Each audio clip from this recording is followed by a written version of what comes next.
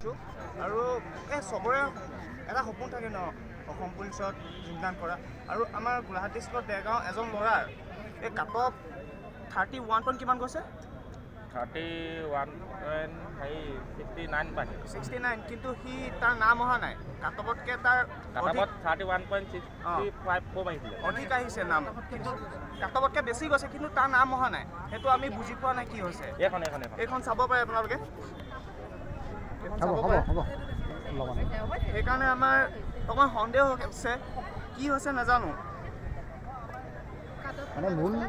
কথাটো হৈছে যে কাট অফতকৈ অত্যাধিক মাৰ্ক পাইছে তাৰপিছত বঞ্চিত হৈছে এই কথাখিনি ভালকৈ কোৱা এই কথাখিনি কোৱা মানে